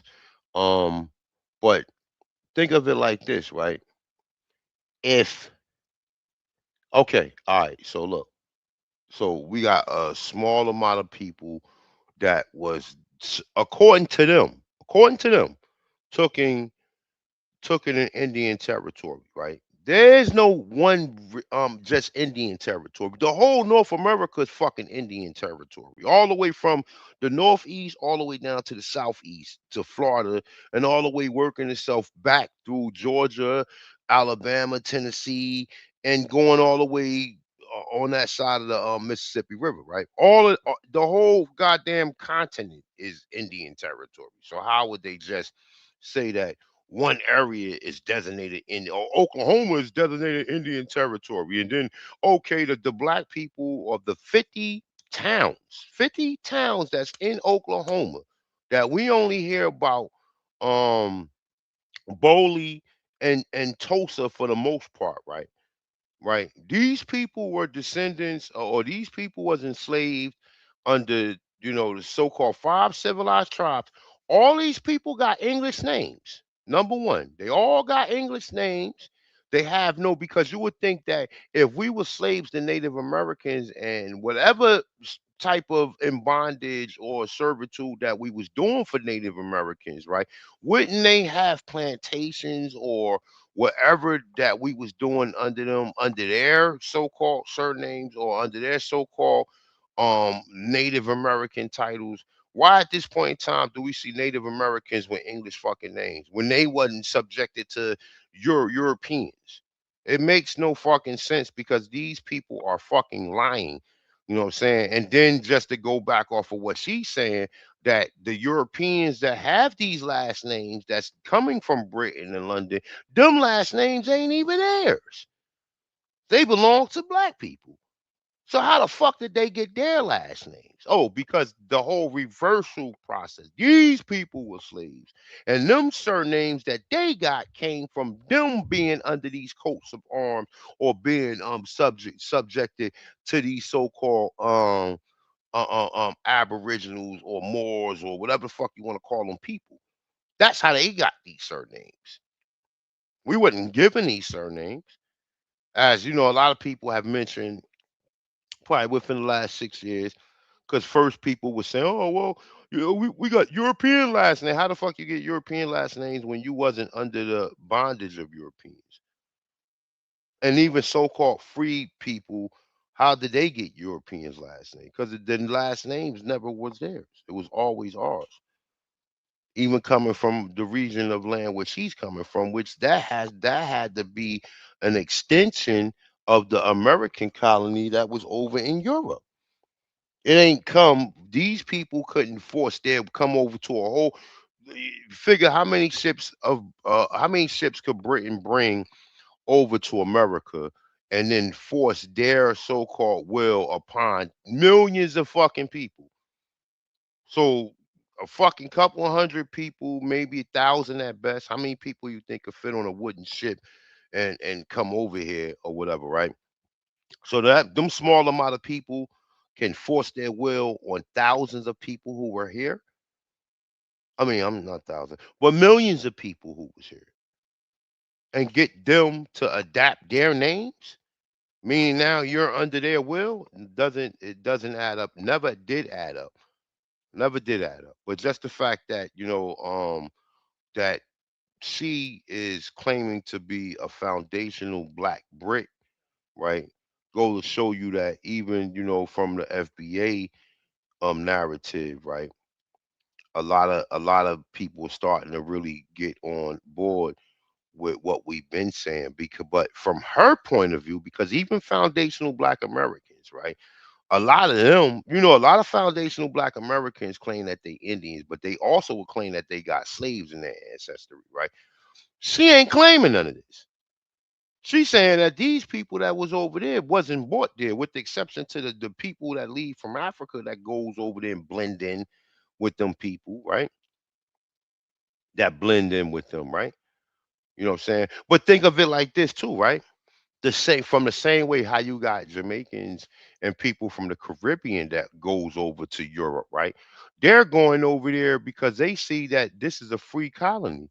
That this is a land where so-called Moors or melanated people had civilization, and they can go right in and then just be part of that civilization. The same how reason of why they come to North America, right? And then come into a lot of our neighborhoods, right? Or a lot of our states and a lot of our towns, right? And then just live up under us or whatever, right? That's the same thing we see going on over there. So I just found that to be very interesting, coming from the sister point of view, right? So hold up, let me see something real quick. Um, all right, so I'm gonna finish this video out. I'm gonna play one more video, and then we're gonna get into old world, Alabama.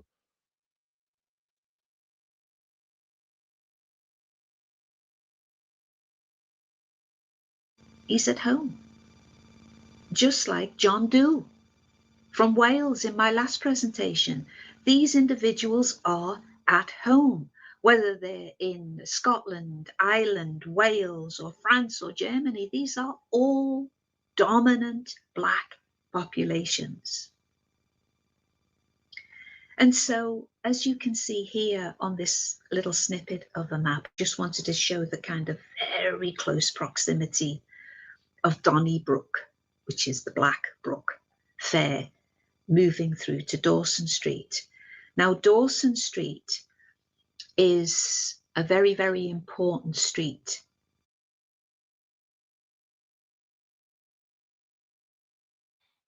Now, how many Dawsons do you know in America, right? How many Dawsons do you know?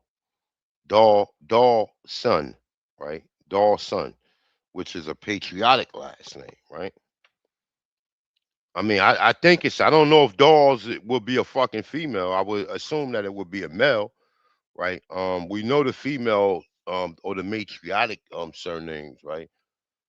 But Dawson, right? So how many Dawsons do we see in North America? Now I don't mean that your ancestry came from over there. Then you have to kind of do your genealogy and kind of, see, how did you get that last name? You know what I'm saying? Where, how as far as you can go back and see, does that last name come from over there, right? But if you don't get evidence of it coming from over there, then that means that it was Dawson's over here. And that means that, the theory that I'm saying, that we came from here and went over there. This is the reason why a lot of them have our surnames. You know what I'm saying? So it's like, even when you understand a lot of this stuff, man, a lot of this information has been hijacked. A lot of this information has been hidden from us. These people, everybody is a slave, my nigga. Every time you go back in history, everybody that had anything to do with anything that was just outstanding or something that was very, you know, something that had something of substance, right? Um, or any individual that had, any qualities outside being a servant, and they was able to make inventions or do something extraordinary, right? These people are always classified slaves, even though we can go back into the free Negro heads of families, right? And we can see it was already niggas free before 1865. So how is everybody a fucking slave? If it was fucking hundreds of thousands of people that was freed, right? And like I said, I'm gonna keep reiterating this in every goddamn bill or whatever, because these are not even questions at this point in time. These are the things that we have to highlight when people try to tell you, or just other so-called, because a lot of other black people, right? They will bully you into being a slave. They will bully you into this fake slavery culture or history, right? And they're proud of it for some reason. They're proud of being a slave, and because that's all they know. They're regurgitating what their masters taught them. We self-law and master over here. The autochtons, we think for ourselves. We don't sit here and let people create a narrative and we fall up under that narrative. Even with the Native American stories and all these other stories that we talk about of us being here. Even with the Native American um the Native American gear, or the clothes, or the how do I want to say, the things that Native Americans wore, right? Even with that, we don't just limit ourselves to being that. You know what I'm saying? So I think let me see something real quick. Let me go back into this. Let me hold up, mute up real quick. Hold up. In which I document all of those original FB surnames that take us into France and Germany. And they even take us into Holland. This is where I was able to document my Dutch link in King William III of England. And I have his image in this particular edition from the House of Orange, because he named one of the streets in Dawson Street is named after him, Nassau Street, that is built on right angles, you see. And there's a whole slew of evidence that I present in the dictionary. And so the deeper the dictionary series digs, the blacker Britain becomes. We now have a trilogy of deep documented evidence that, if you have time, pick up a copy and immerse yourself in the history. And until next time, cool.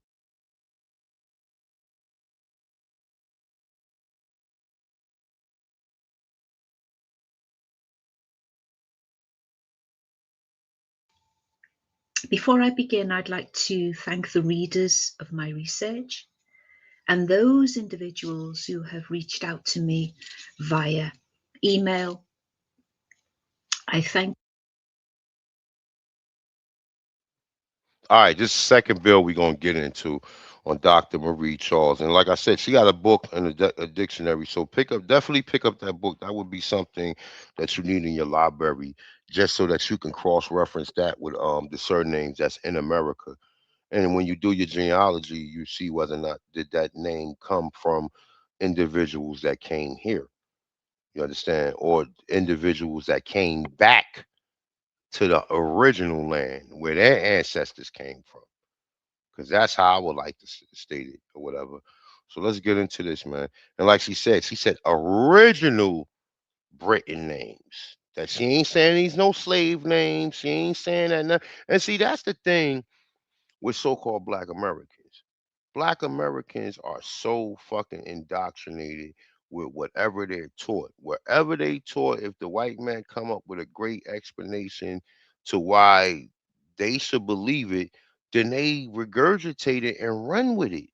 They never question it. They never, when a person comes with when a person comes with another explanation, only thing that they do is dismiss it and then just argue with you and be disagreeable, as opposed to saying, well, let me do some research on this and let me see, does this have any validity to what's being said or what I'm saying. They just automatically dismiss it. Your own people, some of our own people, and we already know are our worst enemies, because they are living in so much ignorance, and ignorance meaning that some of them know. Just like Yvette Carnell. When I went on there, I was telling Yvette Carnell, we was already here. You know the first thing that these motherfuckers say, these FBAs, and I'm saying this just out, just outspokenly, right?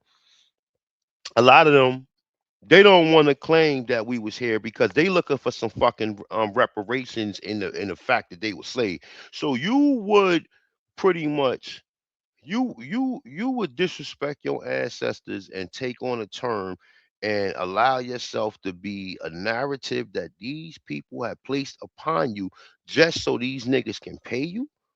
Do that seem like the typical nigga would do anything for fucking money, or place themselves? They would pretty much do anything for money. You know what I'm saying? That's why you got so many Negroes that's on that Epstein's list, because even if they know it's part of something that's um some disgusting, situation where you are witnessing, minors, or in some cases, children, right?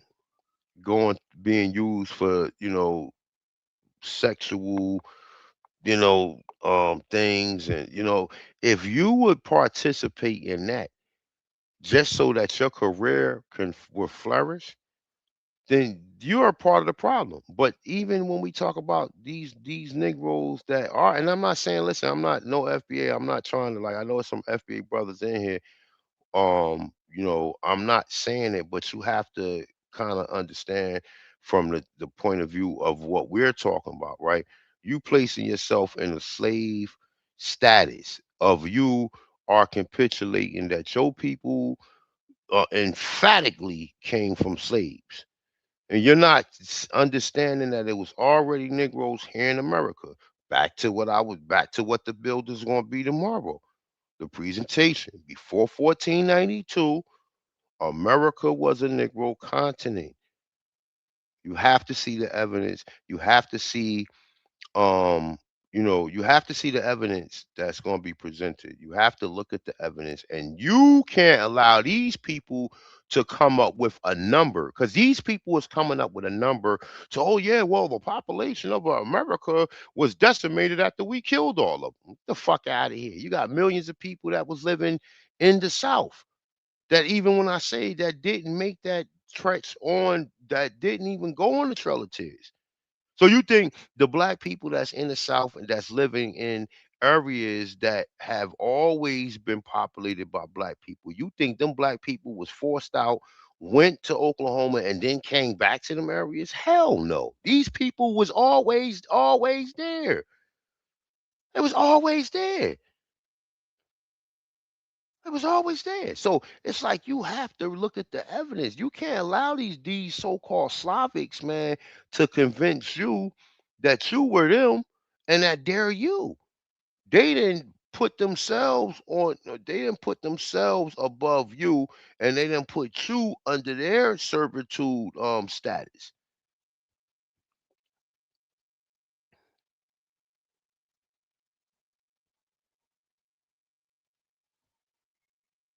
Yeah, you're right. So Sharice, right? So even with that, right, like I just said, right? Even with the Trail of Tears, that's some bullshit. It was already black people living in Oklahoma. You think these people built these towns in a matter of 30 years, and then the Native Americans that was living around them was living in teepees? Where did they learn? If they was always under in bondage by so-called Native American, where did they learn these skills from? Where did they learn these skills from? Because as far as our research, as far as the history that we're looking at how Cherokees was living. You gonna allow yourself to be put in bondage by some people who live in primitive, living in fucking teepees and hunter gatherers and nomadic? But that whole explanation is to convince you the reason why you don't see the people who look like Native Americans living in the South. Because the Europeans, according to their story, came south, came east, came northeast, southeast first. So the people that they would have inhabited, or the people that they would have seen there, should match up with what Native Americans look like. But the fact that you don't see Native Americans in none of our towns, in none of our regions, it goes to show you. And then when you go into these towns and these regions, right, the people who live in these inner cities, if you ask them, do they heard they hear they got Indian in them? They all gonna tell you, yeah. They all gonna tell you, yeah. But they can't identify no mongoloids. They never seen a mongoloid in their family. There's nobody who closely resemble. So you think these people are lying? No, that's the propaganda that these Europeans created just so that we can be confused and we can have these conversations to dismiss the fact that we're Native. Oh no, you're not Native American. Oh yeah, it was one or two, Africans that was enslaved by Native Americans, and even these Pan Africans would sit up there and ridicule us and point that out. Oh, the Cherokee enslaved Africans. Like, and they would say this emphatically. That's why I can't stand to be around these dudes, man, because these motherfuckers are not open minded. They don't consider none of the information that we presenting. They dismiss the information just so that they can be part of Africa, my nigga. When we are part of the greatest civilization that ever existed, due to the Aborigines who were here. Why would I want to trade that for that? It doesn't make no sense. I wouldn't trade us being Americans for nobody. So let's get into this bill, man. Shout out. Well, the book is, hold up one second. It's the dictionary. Let me see something. It's the dictionary of foundational black surnames. That's her actual book, right? So check this out. Let's go into this right here because she's gonna be going in on this one. So I'm gonna mute up real quick and we're gonna get into this.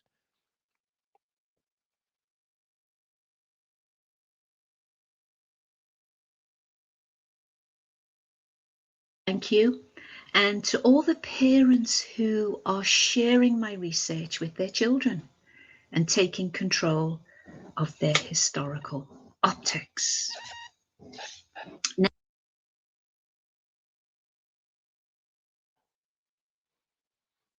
Yeah, Rubber Band Man. That's her correct name, Dr. Marie Charles. That's her correct name. and her last name Charles. That's what I'm trying to say. Like, all of us didn't get these last names from Europeans, my nigga.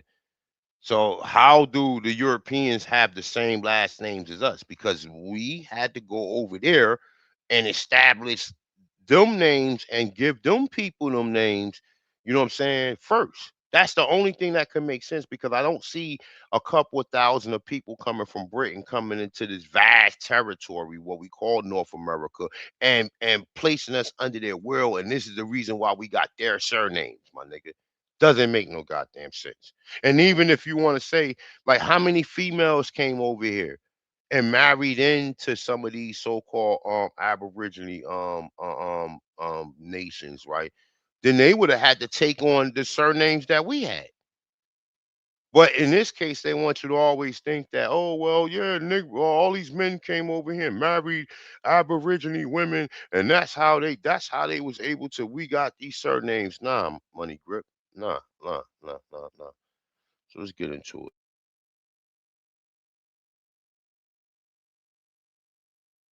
Now, from the last presentation, I talked about the importance of Dr. Clarke. All history is a current event, and it really is a very important mantra that is kept uppermost, particularly in my mind, as I do and carry out this research. Now, as you can see, all history is a current event.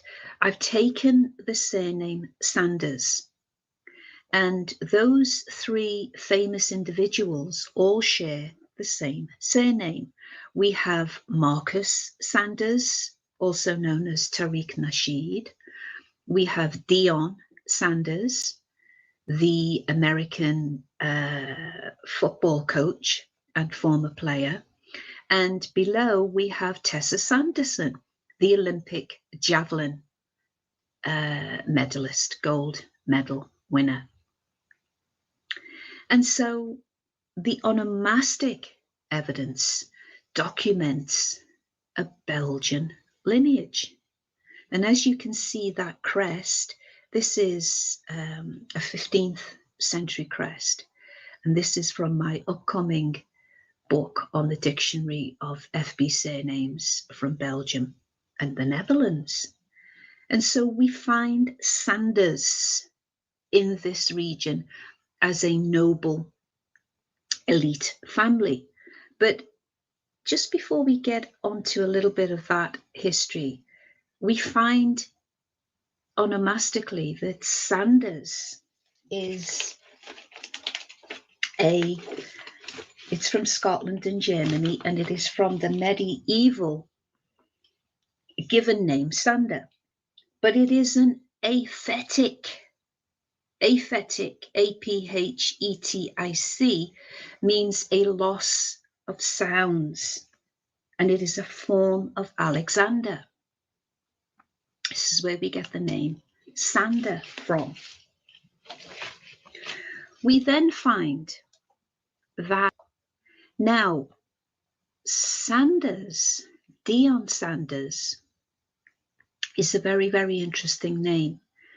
And I have found onomastically that in the dictionary part 3, that both of his names, Dion is a form, a variant, a cognate of Du, which means black. The Du root, which I have over 24 pages in the dictionary series of his name, evidences so many variants. And I have found from an incredible medieval dictionary that Dion, Duon, means a black man. And it actually says in this dictionary, a Negro, a black or more. We also find, which takes that comment of Dr. Clarke that all history is a current event, it shows the power of language moving into modern day phrases. And we find that dude becomes dude, dude. And so the expression, hey dude, actually translates into, hey, black man. And so Dion, Dude, Dion Sanders takes us into Wales, you see. His history, his onomastics take us into Wales. And we find the variant of do in John Doe. Now, before I get on to John Doe here that you see to the left, I want you to just take a little bit of time to look at this new creation. These are my coded onomastic maps. Now, there is always continuity and cultural and onomastic continuity moving through in every edition, so that the jigsaw puzzle gets bigger and bigger and bigger, and it secures the identity of those founding populations. Now, Duon Sanders takes us into Wales. In fact, really, I can't really show you the evidence because it's just so vast. That name actually takes us into France and Belgium and Scotland and so on. Hence the 24 pages in the dictionary on that name alone. But Henry I and his onomastics and his history also takes us into Wales. And this is where I have been able to chart from the northern and southern points of Wales, as you can see on the map. But Henry, let's just take a little bit of onomastic evidence and historical evidence from Henry. We know of his phenotype, that has been well documented. Henry, incidentally, is born in Yorkshire, and you can see his code next to his evidence, his coin. And this is very important that we keep those geographical regions fresh and uppermost in our minds. But Henry takes us to Gwynedd, and I'd like you can see that identified just below Conway on the map. And what Henry does is that he gifts or grants that whole region back to Griffith ap, or son of Cunan, in the 11th century. Now, why is Gwynedd, this region, so important?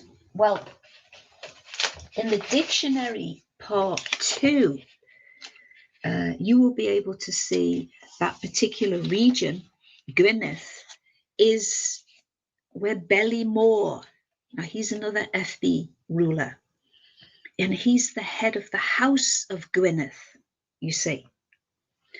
Now, this region is also, as it's documented here, the origin of ancient, dark, and swarthy populations, you see. So this region is already inhabited by its founding populations, and Henry gifts or restores or reinforces the rulership of Gwynedd back into the hands of Griffith in the 11th century. Now, why is this information important? It's very important because it shows the founding populations, but it also provides the historical context where John Doe, as you see here to the left, is going to be placed. Now, he's about 16 years old in this particular image, but his residence is found in Gwynedd, you see, this beautiful melanated region for centuries.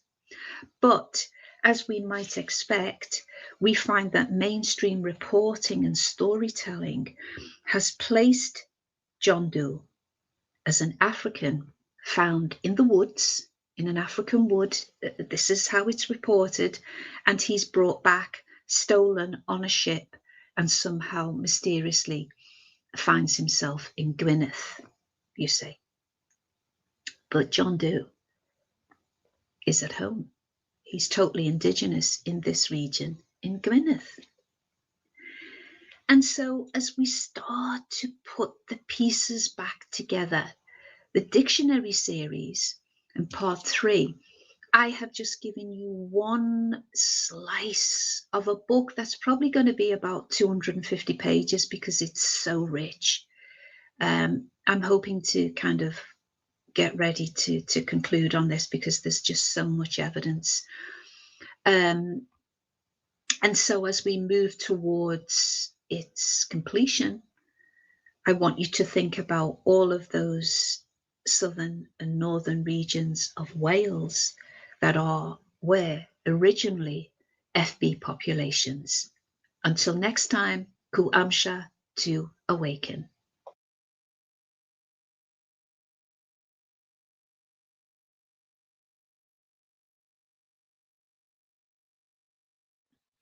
Welcome to another presentation on the dictionary series from the Missing Faces in Teaching. My name is Dr. Marie Charles. Now, one of the names under investigation clearly has been given through the thumbnail clue of Davis or David, and it is now under the microscope or onomastic analysis. And Davis, as you can see from those very famous individuals, is an FB name. We have Miles Davis, the famous jazz musician. We have Sammy Davis Jr., the entertainer. We have Kevin Davey, who is a UK musician, and we're going to come back to him.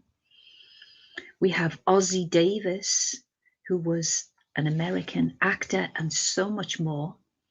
We have Angela Davis, author, activist, and professor.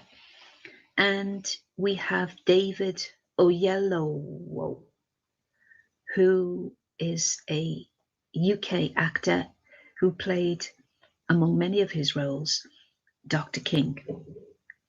Now, you can see the many variants of David as David, Dawood, and those names, those surnames are found moving up from France in Lincolnshire, Cambridgeshire, Norfolk, and Leicestershire. We also find that the name, the biblical name, is clearly an original Hebrew name, David, or Dawood, which meant beloved one or loved by God. Although some academics and scholars say that it could actually mean paternal uncle. But we find evidence of that name 1,000 years ago in the original FB populations. Now, let's just return and have a look at Kevin Davey. Davey, obviously a variant, a form of David. We find that surname Davey from Jean Davey of Burgundy. And he is a 14th century knight of the Golden Fleece. And his image and crest are on page 44 of the New Dictionary, part 3. And he's a Duke of Burgundy, located in East Central France. We get a clue to his extreme wealth from his crest. His crest is a beautiful gold and red adorned crest, but just below his neck and around the upper part of him is this beautiful gold jewelry, which signifies and signals his extreme wealth. And of course, you will see him documented in the dictionary part 3 on the onomastic coded maps. And you will see all of those surrounding areas of FBs and their wealth and their surnames, not out of place, but in its kind of topographical context. Now, we also find that as it's moving through globally, that name, David, that we find an individual called William Davidson, who is documented in issue 14, and his portrait is shown him with dreadlocks, and he was involved in the Cato Street conspiracy, which was an attempt to overthrow the UK government in 1820. And you will see his name, his famous name, and his image in that issue. But let's go back to Ossie Davis. Ossie Davis is a very interesting individual because onomastically, it takes us further into the FB lineage of this name. Now, Ossie Davis, the actor, had 4 siblings, and 2 of them are here on this slide. We see William Conan Davis and his sister Essie Davis Morgan. Now, every component of their names can be traced to a black lineage. It's very, very important.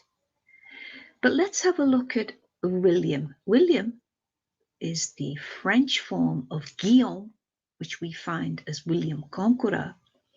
But William Conan Davis was a professor of natural sciences, and some of his accomplishments are perhaps not widely known, but he was an incredible professor and innovator, and he actually discovered the biopolymer found in plants that actually create a kind of gummy, gluey consistency that we know now as mashed potato, which is incredible. He also developed, William Conan Davis, he developed the standardized tests for the detection of thyroxine in the bloodstream. And he also... AP, what up? What's the good old big deal, man? I see you in here cooking. Yeah, man, trying to do a little something, man. I told you I got another computer, but this shit is weird. I don't know what the fuck is up with this computer. It won't let me copy, and I'm right clicking on it, but I can do it from my phone. So Later on, I'll hit you up and we'll run through and see what's going on. Yeah, it's not like, but this I pay like 500 for this. This shit is a Chromebook. This ain't like my other computer. It's a lot of shit on here that I Yeah, gotta that's what I set. use. I use a Chrome, man. The streaming computers, them the best ones to use. That's what I've been using last Yeah. 4 years. Yeah. You got PowerPoint on your Chrome? Yeah, it's called. Yeah, let me tell you what it's called. Yeah, I got PowerPoint, and you can use something that's called Word. It's called Word, and I got PowerPoint. I got the old PowerPoint that you used to use, and I got Word Excel. So you So use you either one of them. so you got Microsoft then? And Word and PowerPoint, the one that called PowerPoint that you was using on your old computer. Yeah. How did you download that? Because I've been trying to download this shit for a couple of days. Yeah, it's called PowerPoint with the orange writing, right? Yeah. Yeah. I got that one on here too. No, I had to kind of go through it through my account, but it's Yeah, not just go allowed. through when you get done. Go through your startup where all your apps and stuff is. It'll get you to you can go ahead and start downloading. Because now that you got a Chromebook, it's just like having an Android. You can download anything and everything to that motherfucker. All right, I gotta check this shit out. I ain't gonna lie to you. I ain't used to, cause like I said, this other computer, Is it touch? Dell. I'm pretty sure it's touchscreen too. Nah, this ain't a touchscreen. This is a regular laptop. This is a Lenovo. I'm surprised it ain't touch. You sure? My Dell is a yoga touchscreen. I could What turn. year is that? Because I thought all of the Lenovo's Yeah. were touchscreen, especially if they Chromebook. They should be touchscreen. Let me see something real quick. Let me see. No, this shit ain't touchscreen. Unless I gotta activate it, so I gotta go into the settings and all that shit. Yeah, But I ain't. sometimes you gotta activate the tablet mode. So. But yeah, man, you cooking up here. You cooking. Shout out to everybody in the building. Make sure y'all get y'all tickets for the homie. He going in before 1492. America was a Negro continent. The pay-per-view is going down in less than 1 day. So tomorrow is going down, family. Sunday is going down. Get your tickets. How much is the tickets, big bro? Talk 25, to me. 25, man. Something light, $25, man. something light. That's light for this half a day lecture he about to give y'all. You feel what I'm saying? I know he got some heat. So make sure y'all get y'all tickets. Do not forget to leave your email upon purchasing. Family, do not forget to leave your email upon purchasing. Leave your email in the note section. Get your mother in tickets. We've been waiting on this one, big bro. We've been missing your ass, bro. We miss you, gang. Nah, you know what though? Like I just said,